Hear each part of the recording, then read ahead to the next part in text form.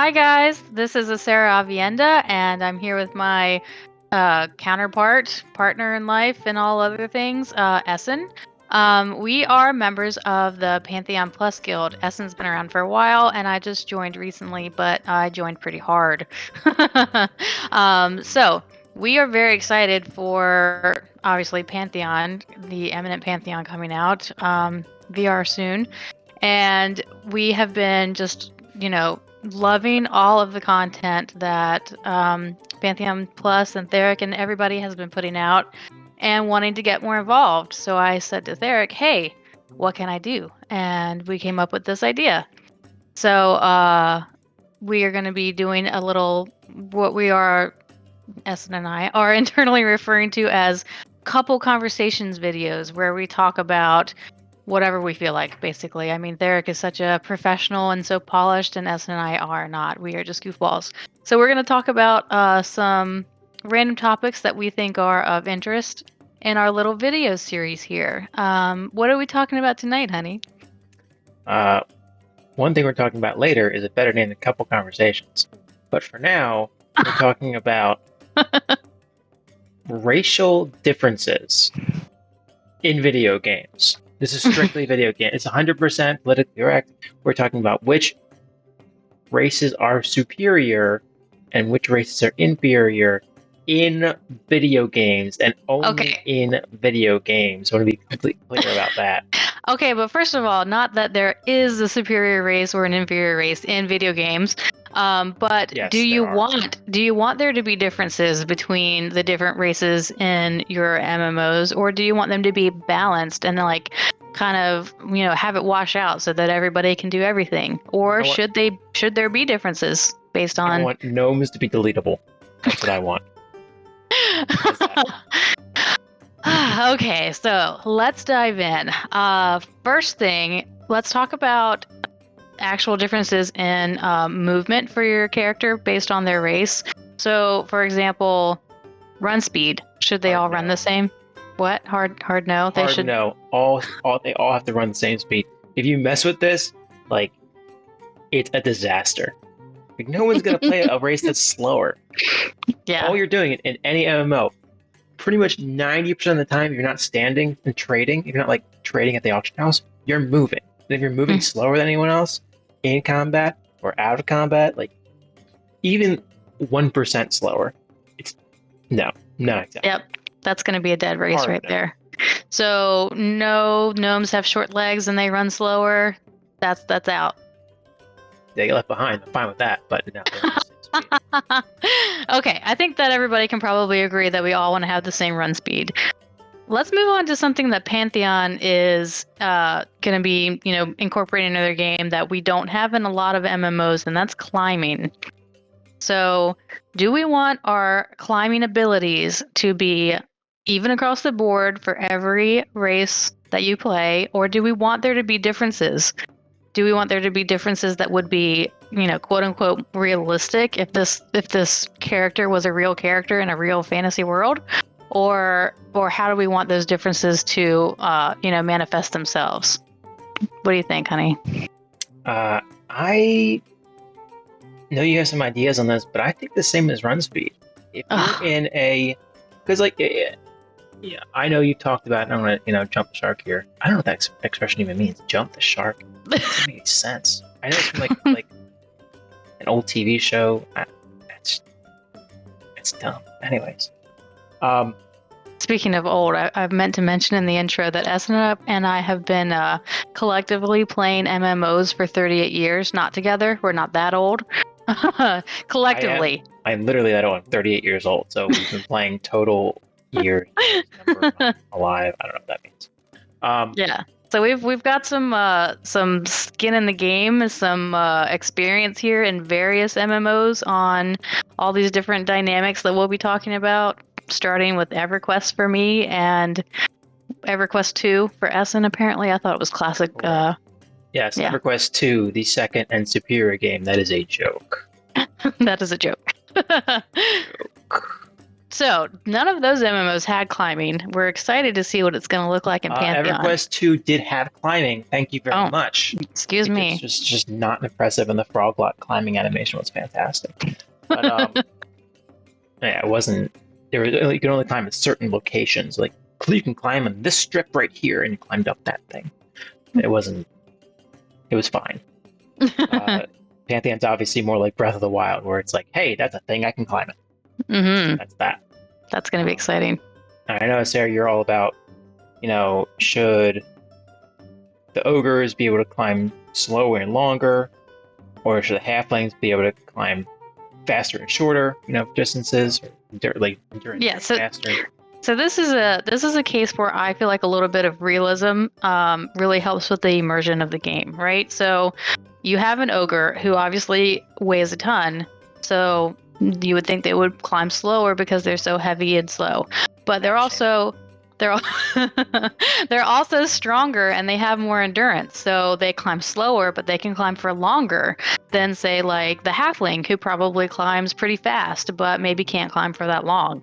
And I know there will be ways that Pantheon's going to have, tools that they're going to have so that they can kind of like mitigate some of these differences. Like the rogue is going to have the lower rope thing that they can do. But I think that these differences should be in the game. I think that this is one place where the realism is part of the immersion. And if it's not there, then everybody's just climbing this wall at the same rate, no matter what race you are. Like I just don't buy it. Essen? I buy it. It's at a discount. It's on sale. It's flying off the shelves. Because it's the same as run speed, right? Like, consider... Our daughter loves that. She goes, do again. It's the same as run speed, because I know you're thinking of like, oh, let's climb up this cliff wall, and like, oh, running at speed, that's cool. Okay, we've already seen an example of a raid where movement is a big thing, including jumping from platform to platform and then landing on the edge of the platform and pulling yourself up. It is not a far stretch to see a raid in the future where climbing is a part of that raid. And if you make ogres slower than halflings, like, yeah, it's not going to like be a huge difference in the world, but that's a thing.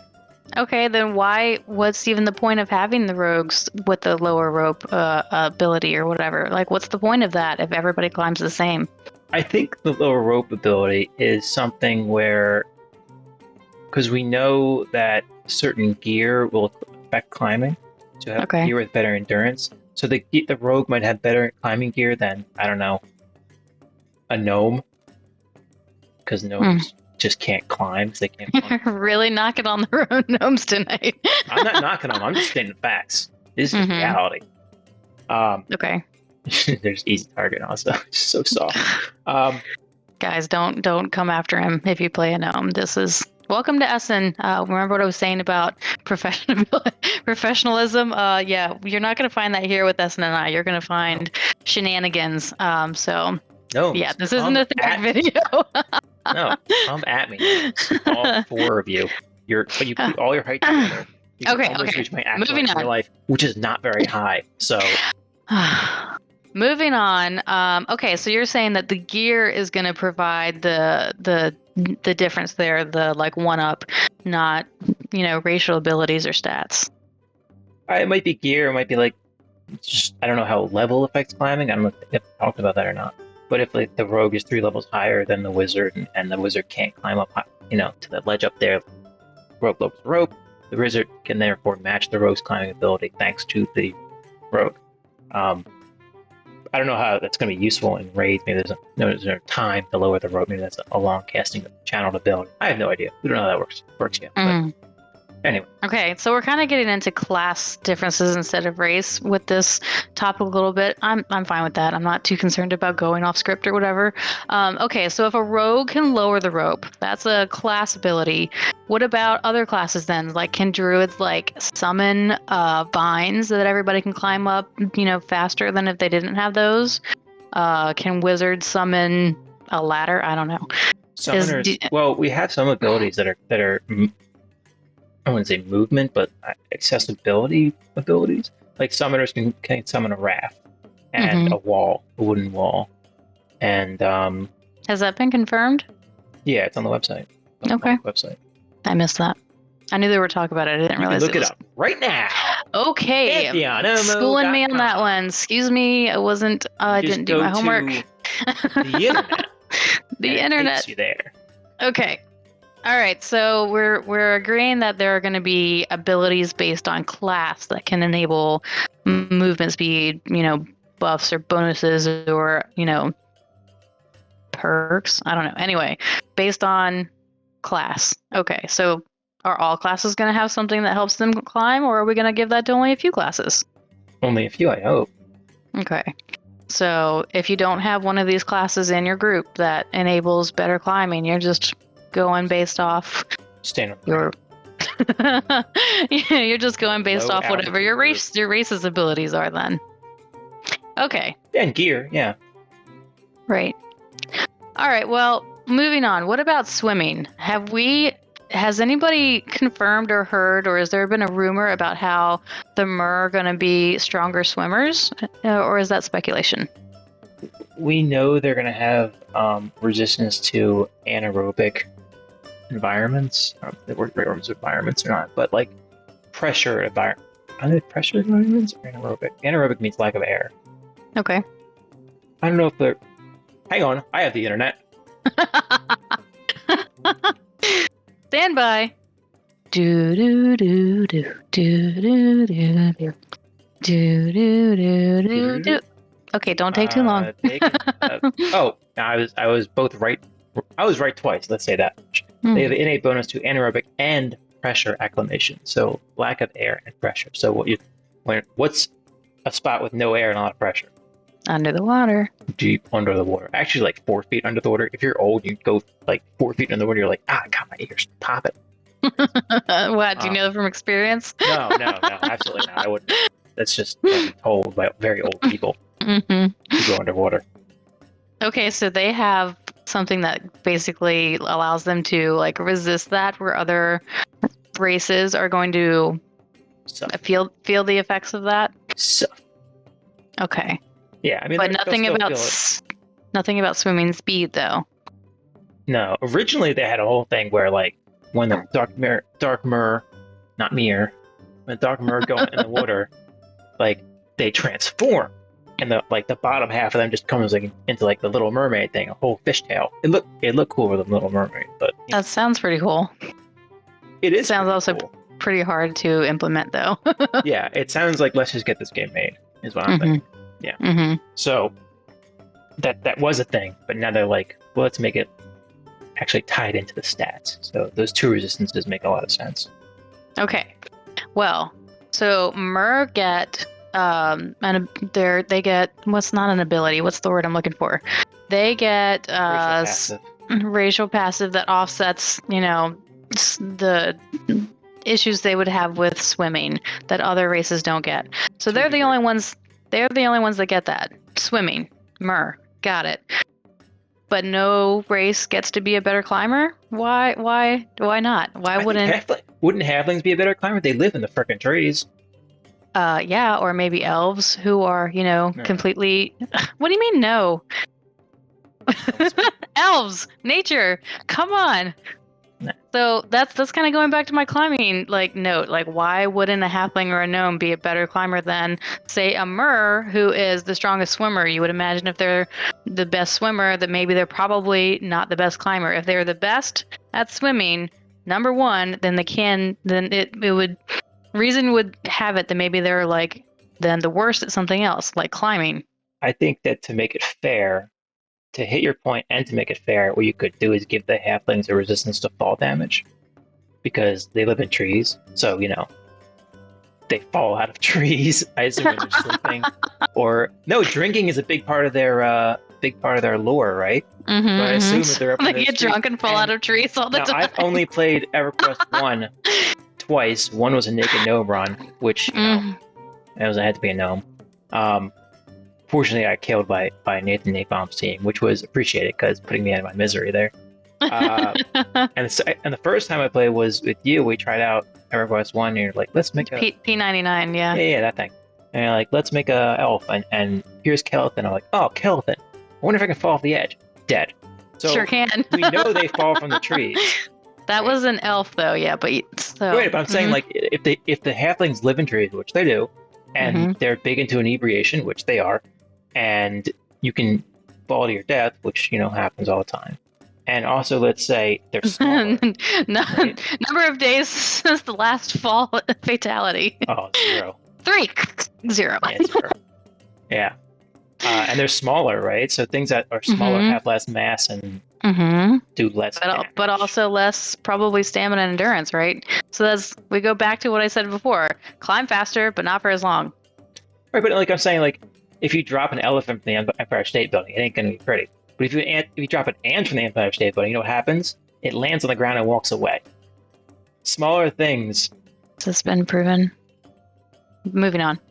The internet. Hang on. No, don't look that up. Don't look that up. Okay. Anyway, I think we kind of came. An ant falling off the Empire State on the screen right now. How are you to see the ant? Oh my god! So we came full circle. I think now you kind of agree with me that maybe some race should have some sort of like ability, like perk, resistance, whatever, that it makes them better at climbing, or maybe not at fall. Like better failing at climbing. How's that?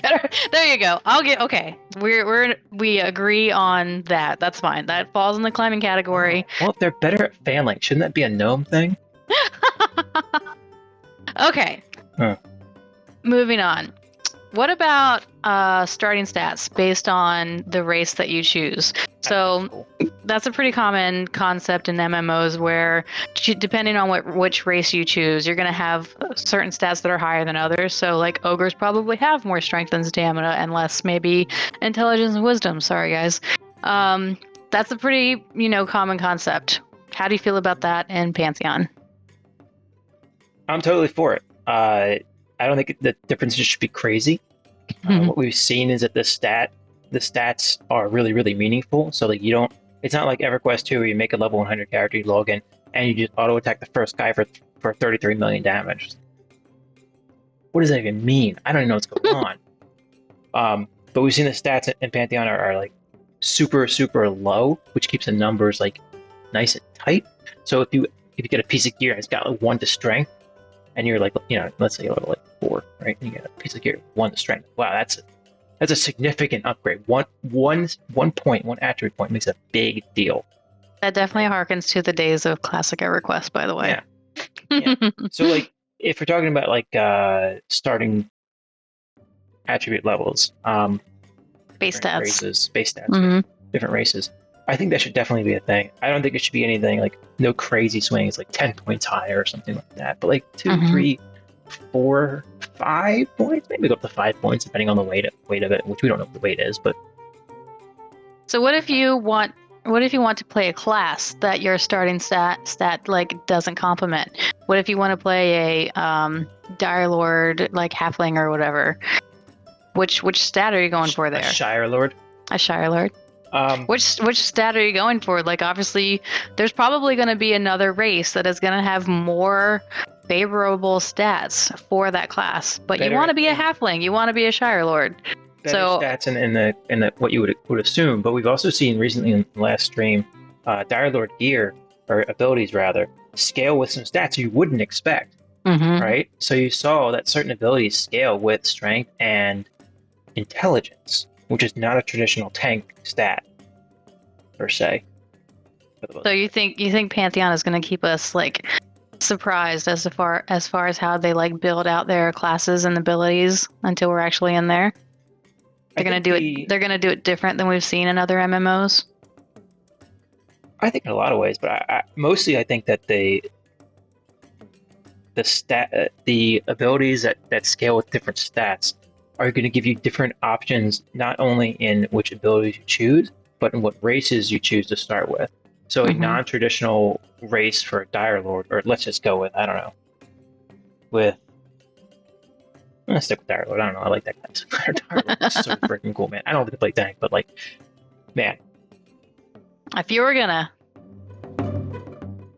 Okay. It's a really, really, it's not a Shadow Knight. It's really cool. But I forgot.